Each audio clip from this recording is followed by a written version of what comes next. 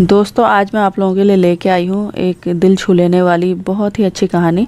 I hope कि आप लोगों को पसंद आएगी। पसंद आए तो चैनल को सब्सक्राइब ज़रूर कीजिएगा और वीडियो को लाइक कर दीजिएगा। तो शुरू करते हैं इस कहानी को। मैं कई दिनों से बेरोजगार था। एक एक रुपए की कीमत जैसे करोड़ों लग रही थी। इस उठापटक में था कि कहीं नौकरी लग जाए। आज एक इंटरव्यू था, पर दूसरे शहर जाने के लिए जेब में सिर्फ 10 रुपये थे। मुझे कम से कम 200 रुपयों की ज़रूरत थी। अपने इकलौते इंटरव्यू वाले कपड़े रात में धो के पड़ोसी से प्रेस मांग के तैयार कर पहन अपनी योग्यताओं की मोटी फाइल बगल में दबाकर 2 बिस्कुट खा के घर से निकला। लिफ्ट ले पैदल जैसे तैसे चिलचिलाती धूप में तरबतर बस में इस उम्मीद से स्टैंड पर पहुंचा कि शायद कोई पहचान वाला मिल जाए जिससे सहायता लेकर इंटरव्यू के स्थान तक पहुंच सकूं। काफ़ी देर खड़े रहने के बाद भी कोई नहीं दिखा। मन में घबराहट और मायूसी थी। क्या करूँगा, अब कैसे पहुँचूँगा। पास के मंदिर पर जा पहुँचा। दर्शन कर सीढ़ियों पर बैठा था। मेरे पास में ही एक फ़कीर बैठा था। उसके कटोरे में मेरी जेब और बैंक अकाउंट से भी ज़्यादा पैसे पड़े थे। मेरी नज़रें और हालात समझ के बोला, कुछ मदद चाहिए क्या। मैं बनावटी मुस्कुराहट के साथ बोला, आप क्या मदद करोगे। चाहो तो पूरे पैसे रख लो, वो मुस्कुराता हुआ बोला। मैं चौंक गया। उसे कैसे पता मेरी ज़रूरत। मैंने कहा, क्यों, शायद आपको ज़रूरत है। वो गंभीरता से बोला, हाँ है तो, पर तुम्हारा क्या, तुम तो दिन भर मांग के कमाते हो। मैंने उसका पक्ष रखते हुए कहा।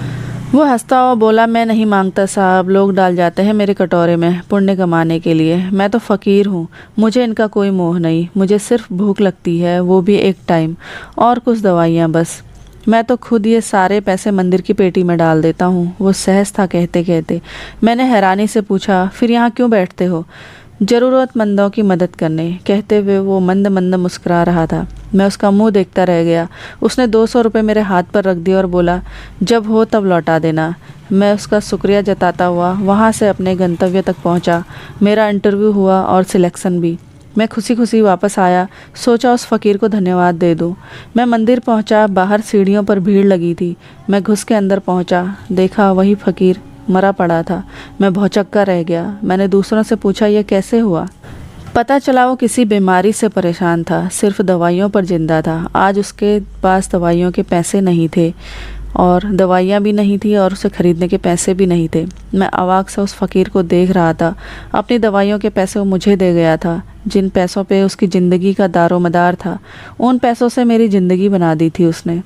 भीड़ में से कोई बोला, अच्छा हुआ मर गया, ये भिखारी भी साले बोझ होते हैं, कोई काम के नहीं। मेरी आंखें डबडबा आई। वो भिखारी कहाँ था, वो तो मेरे लिए भगवान ही था, नेकी का फरिश्ता, मेरा भगवान।